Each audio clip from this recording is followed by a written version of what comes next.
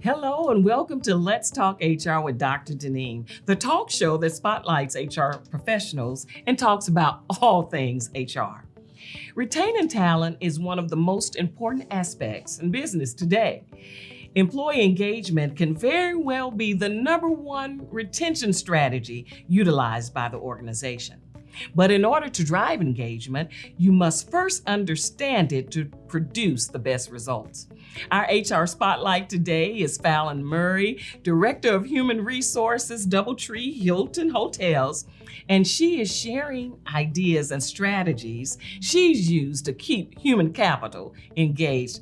Thank you for coming on this show, Fallon. Thank you so much for having me. I am so glad you're here today. So glad that you're here. So, you are the CHRO at DoubleTree by Memphis Hilton Hotels, and you've been in the HR arena for about 16 years. Yes. Tell us about your HR journey. Oh my, I started in call center. I moved to warehouse and then logistics and landed in hospitality. And landed, so it wasn't something that you tried to do. You just ended up there. How did you end up there? I got my first HR assistant position at Sheraton. Okay, at the Sheraton. And I was there and moved in with Aramark and then on to Crown Plaza and now at the DoubleTree. And now at the DoubleTree, hospitality industry. Hospitality. Very good industry, very good for HR in the HR industry. So here's something you told me about. You have 2 daughters. I do. So not only are you HR professionals, you are with them a consultant, a mentor, all of the above. Tell us about that. I have a 19-year-old. Okay. She's a sophomore at the University of Memphis, actually. So I try to speak to her and all of her friends and peers on next steps in their career. Because you don't know at that age, 19, you have no clue where you're going to land. So, just like you landed in hospitality, and believe that's so true. You don't know where you're gonna land. Yeah, so just get an idea, making sure they have ideas of where they want to go and what their goals are. Well, that's a great consultant and mentor and mom, so to speak, and mom, yeah. So you are the founder of an HR consulting business. Tell us a little bit about that. Okay, the pandemic happened to all of us. It did. It happened. Whether we were ready for it or not. Absolutely we were. So it was a lot of people that were finding their way. So a lot of small businesses came out of it. And hospitality and human resources was hit hard. Yes. So we didn't know what would be next. So I marketed small business owners because to make them understand how much HR is needed. Yes. HR is the heartbeat of any company. So it's needed. And I had to show them why they needed me. Right. To they need move you. on, yes. And I was able to create handbooks and SOPs from scratch. All right. So it helped in my career. Right. So you help the small businesses understand the business of HR and how we are at the table, sitting right there, whether you want us to be or not. And if you want to stay compliant, you want us at that table, right? You need us. You need us at the table. So that's great. And the name of the company again is what? Your HR consultant. Hey, you need to talk to her if you have some questions. So today we're talking about employee engagement. We're talking about retention. So what is your definition of employee engagement? A relationship between an employee and an organization. Okay. It's up to us as the HR professionals to be the liaison between the two. So ensuring that we're keeping them engaged to keep them wanting to come to work. Yeah, you want to come to work. Yeah. We want employees to come to work. Please come And to so engagement takes on so many forms. It could be the employees having a voice, right? It could be how they're treated, how they're developed. So it comes in so many different ways. It does. And as HR professionals, we want to make sure that we have a pulse on that employee engagement. So how important is employee engagement to organizations? It's very important. If, again, if you are not engaging your employees, if you're not allowing them to speak, to have a voice, if you're not listening to them, if you're not approachable, then they're not going to want to come. And you want them to want to come. Yes. Most times people are at work more than they're at home with their family. Absolutely, you're right. So that you want them to have the same feeling walking into work that they have getting off, going home to their family. Right. So them being comfortable in what they do, enjoying what they do. Absolutely. Right. Having that voice, having the right and the want to speak up on things that's going to concern them. Absolutely. So important. So what happens when you don't have that engagement? What have we seen in the industry when there is no engagement of employees? They leave. They go to a competitor. Yeah. Right now, the candidate market is huge. Yes. Because all organizations are looking for employees. Yes. Staffing is a big thing. Retention is a big thing. So if by chance you don't keep them engaged, you don't make them want to come to work, and you don't make them want to feel empowered or engaged or feel like they're a part of the organization, they'll walk out the door. They will walk They will walk out the door. And to the door next door. And to the door next door. Let's make it. And sometimes not even for much more money, right? Right. It could be compensation. It could be benefits. Yes. They may offer a tuition reimbursement plan that your company doesn't offer. Right. So you have to remain as an organization competitive for certain in compensation and benefits and engaging in incentives, what you will offer them as an employee. The lack of not having engagement is going to be a detriment to your organization. So it's something that you want to be intentional about, and it's something that you want to make it part of your culture, wouldn't you say? Absolutely. Part of your culture? I think it's part of your culture, right? At the DoubleTree, it is? It is. We have employee luncheons. We recognize employees monthly. So it gives them something to look forward to.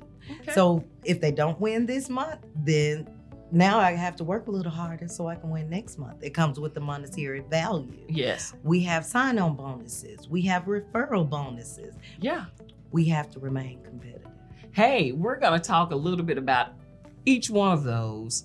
So if you're not doing it, you can start doing it. Now tell me about the employee of the month. Is there a criteria that goes with that? There is. Tell us about it. You have to be with the company for at least 60 days. Okay. You cannot be on a progressive discipline, and you just have to go above and beyond. All right. There has to be a speak to, so to speak. So whoever nominates you, and everyone in the organization gets the opportunity to nominate. Okay. So whoever nominates you is saying, okay, this person is so awesome for these reasons. Okay. And then we express that, or we tell that once we're given plaques. We have plaques, we have little trophies, and it's fun. I tell you what, she keeps it fun. Keeping work fun is going to be to an advantage of you. So there's a nomination process, a certain amount of time that they have to be within the organization. Correct. And then there's criteria in which you do it. Employee of the month. Now let's switch that a little bit. I understand that you have leader of the quarter. Who qualifies for that? Supervisors, managers, general managers. We're one team. We're all one team leading to a common goal. Okay. So we want to recognize the leaders of the company just as the employees. We all work just as hard. Yeah. So long as everyone is engaged. Yeah. Then.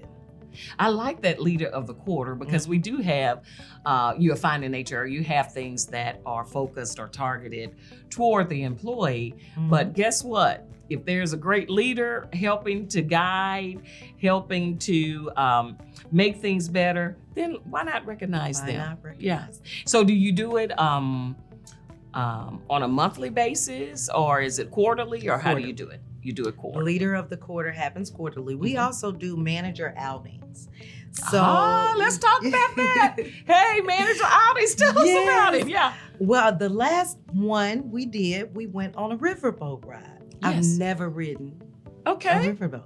So we went and all the managers went and we announced the leader of the quarter and we ate and engaged, you know. Okay. So it was really good and it was a 2-hour event and all managers were offered the opportunity to come and we just had a great time. Great. Did you use Memphis? Was it the Memphis Uh-huh. riverboat? Memphis Okay. Queen. Hey, Yes. listen, take your managers, take your leaders. Mhm. And then, that could probably even be an employee event as well, right? Absolutely, it can be. Absolutely. Mhm. That is wonderful. I love this. Now, you talked about that your organization is family friendly as well. Yes. Tell us some of the things that you do for the family base. Last year, around this time, because we are in the holidays, we had a family-friendly event that included a Santa. Mhm. It was face painting, gingerbread house, bouncy houses. Yeah. So it was fun. We had cotton candy. We had hot Wow. dogs and wings. Yeah. But it gave our employees a way to bring their family in, Yes. show their children, because Mhm. we live for our children, you know, Yeah. and enjoy each other. Absolutely. And we had guests that joined Had guess what kind of guests? that were just visiting the hotel. Oh, For really? that weekend, they came and got involved as well. Okay, so you did it on property. On property, Mhm. right? And was it indoors, or outdoors, or a combination of Indoors. indoors? We Okay. opened up the ballroom, so we had the bouncy houses. Our engineering department wasn't as happy.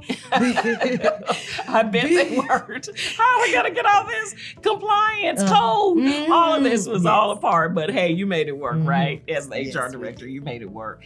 Well, it sounds like a great place to work, and that's what we want to do as HR professionals. Mhm. Make our environments a great place to work. Now, you talked about, and this is all engagement ideas. I hope you're writing it down. Now, you talked about referral bonuses. Yes. How does that work? Okay, so employees, managers, again, all of us, all as one, have the opportunity to refer people. So if you Mhm. know someone that has the experience in a certain area, bring them in. They get a $50 bonus at the new hire's 30-day anniversary, Okay. and then a $150 bonus at their 90-day. Oh, wow. That's nice. So, And usually, I've been with companies that's done referral bonuses, and you do it at the time of hire mhm. and then for a certain amount. But what you're doing is testing those waters for Uh-huh. 30 minutes. 30 days first. And then the more increased amount is after how many days? 90. After 90 days. Hey, we are engaging employees. We are Mhm. talking about the engagement of employees and keeping them there. Yes. Now, here's something that you mentioned to me, Okay. and I may be pronouncing it incorrectly, but you said they are house therapy incentives? Keeping. Housekeeping Housekeeping. incentives. Yes. Yes. So that is involved with the type of work that you do. So Mhm. you have people that are domestic engineers, right? Mhm. In the industry. And so tell me about that, the housekeeping incentives. Okay. Most housekeepers are assigned a number of rooms to clean per Mhm. day. Mhm. If by chance they go over and beyond, Mhm. clean more than they were assigned, Mhm. then they get an incentive per Okay. room Okay. on their paycheck. So bi-weekly, Mhm. it's gauged, it's measured how many rooms did they complete their assignment and how many extras they did. Okay. And then they're given an incentive based on that. I tell you, Fallon is doing it at the Memphis Hilton, right? Oh, boy. She's making it work.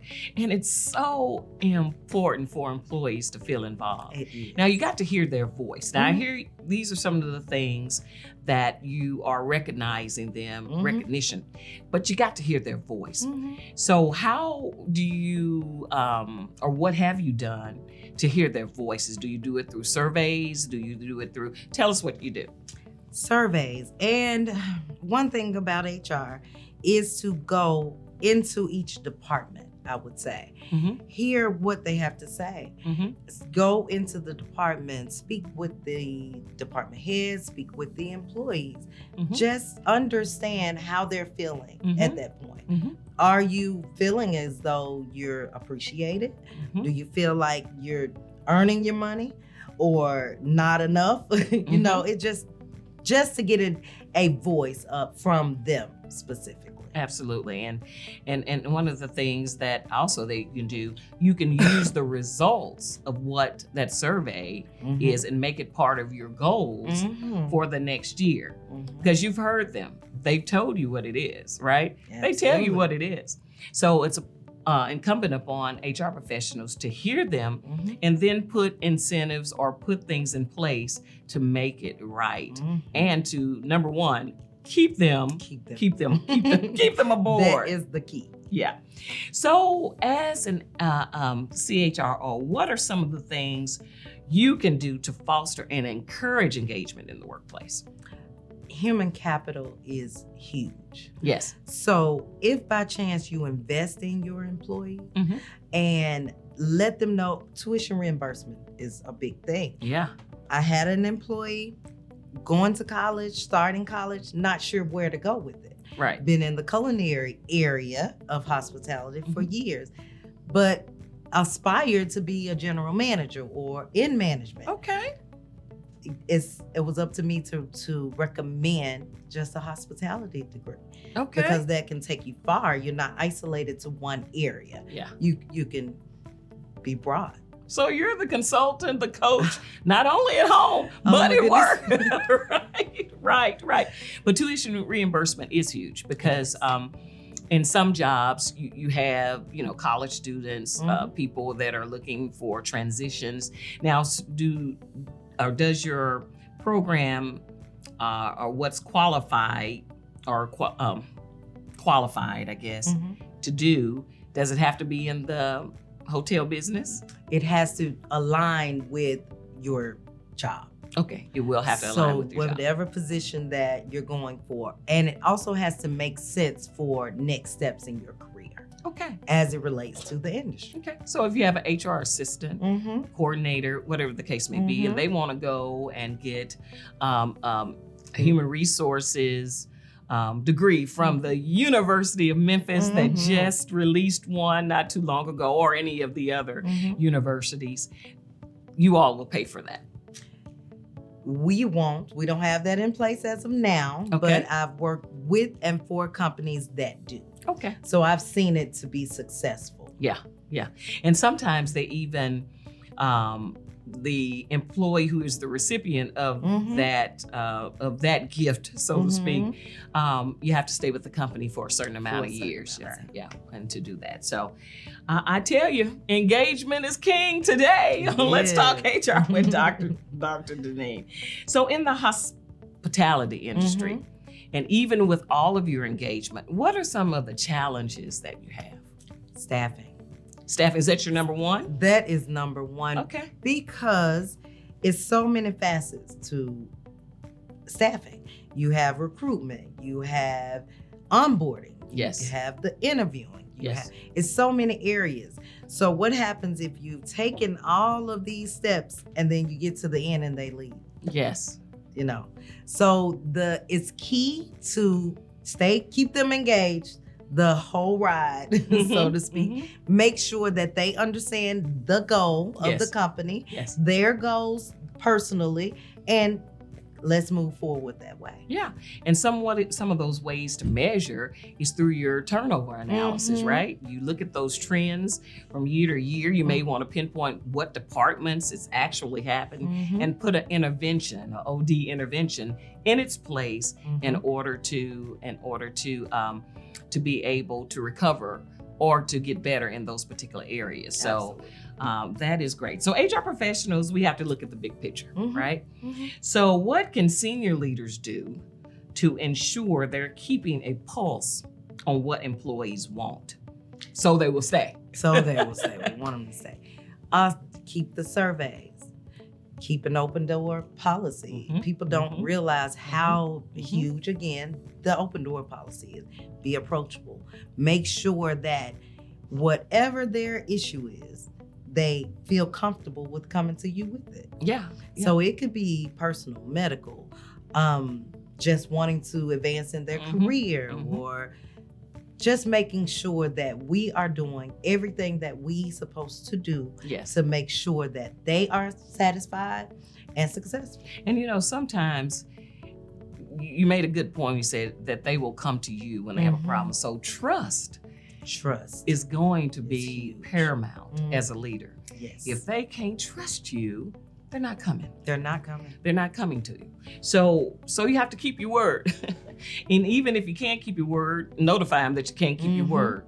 And sometimes if the decisions are hard, you let people know this is a hard decision, but this is what we had to do based on policy, based on some of our compliance issues. But know that you're still keeping them as an individual, as a human, at the same time. I'll say giving them the why. Giving them the why. Giving them the why. So sometimes we cannot fulfill.